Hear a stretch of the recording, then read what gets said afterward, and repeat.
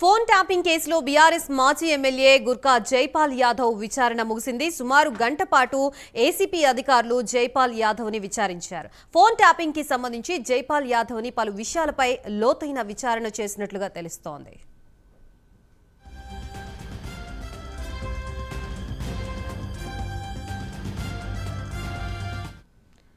Phone tapping అంశంలో జైపాల్ యాదవ్ విచారణ ముగిసినట్లుగా తెలుస్తోంది. ప్రస్తుతం ఇదే అంశానికి సంబంధించి మనకి పూర్తి సమాచారం అందించడానికి మా ప్రతినిధి కుమార్ సిద్ధంగా ఉన్నారు. కుమార్. Thank you Gayatri.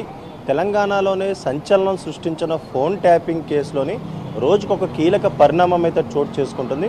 ఇప్పటి వరకు కూడా ఎస్ఐబి అధికారులు మాత్రమే ఏదైతే విచారణ అయితే కొనసాగించారు. ఇప్పటి నుంచి కూడా ముఖ్యంగా ఫోన్ ట్యాపింగ్ కేసు ఇప్పుడు పొలిటికల్ ఎంట్రీ అయితే ఇచ్చింది. మొన్నటి కూడా ఏదైతే చిరుమర్తి లింగయ్య బీఆర్ఎస్ మాజీ ఎమ్మెల్యే చిరుమర్తి లింగయ్యను అయితే విచారించారు. ఈరోజు తాజాగా గుర్కా జైపాల్ యాదవ్ను కూడా జూబ్లీహిల్స్ ఏసీపీ స్థాయి అధికారి కూడా విచారించడం జరిగింది. ముఖ్యంగా ఎప్పుడైతే లింగయ్యకి ఏదైతే నోటీసులు జారీ చేశారో అదే సమయంలోని మరొక నలుగురికి మాజీ ఎమ్మెల్యేలకు కూడా నోటీసులు అయితే జారీ చేశారు. ఈ నేపథ్యంలోనే ఈరోజు గుర్కా జైపాల్ యాదవ్ కూడా జూబ్లీహిల్స్లోని ఏసీపీ ఎదుటైతే హాజరయ్యారు. ఈ ఫోన్ ట్యాపింగ్ సంబంధించి విచారణ సంబంధించి కూడా వాళ్ళు అడిగిన క్వశ్చన్లు కూడా సమాధానం అయితే ఇవ్వడం జరిగింది.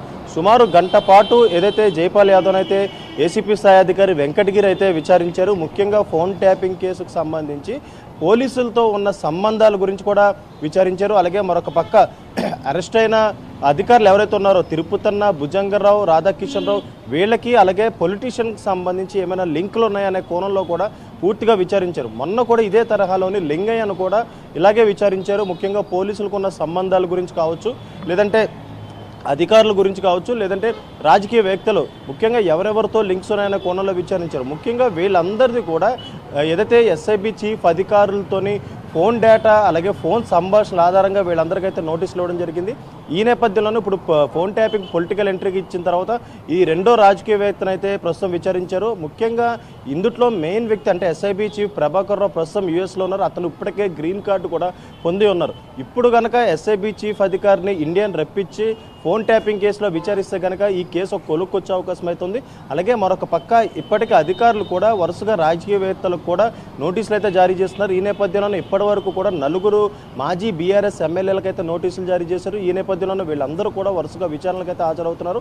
మొన్న 2 గంటల పాటు చిరుమర్తి లింగయ్యను విచారించారు. ఈ రోజు 1 గంట పాటు గుర్కా జైపాల్ యాదవ్ను కూడా విచారించడం జరిగింది.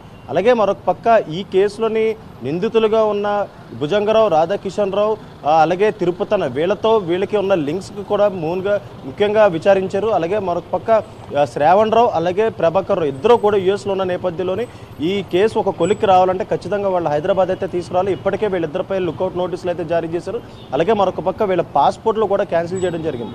ముఖ్యంగా ఇప్పుడు గత 10 ఏళ్ల హయాంలోని బీఆర్ఎస్ ఏదైతే ఎలక్షన్ సమయంలో కూడా ఈ ఫోన్ ట్యాపింగ్ని చాలా కీలకంగా ఉపయోగించుకున్నారు. అలాగే అందుట్లో చాలా పెద్ద నాయకులు ఈ ఫోన్ ట్యాపింగ్లో ఇన్వాల్వ్మెంట్ ఉన్నట్లు ఇప్పటికే పోలీసుల కూడా ఒక ప్రాథమిక నిర్ధారణకి రావడం జరిగింది. ఈ నేపథ్యంలో వరుసగా రాజకీయవేత్తలకు కూడా నోటీసులు అయితే జారీ చేస్తున్నారు. ఇప్పటివరకు కూడా 2 మాజీ బీఆర్ఎస్ ఎమ్మెల్యేలు అయితే విచారణకైతే హాజరయ్యారు చెప్పచ్చు Gayatri. Right, thank you Kumar.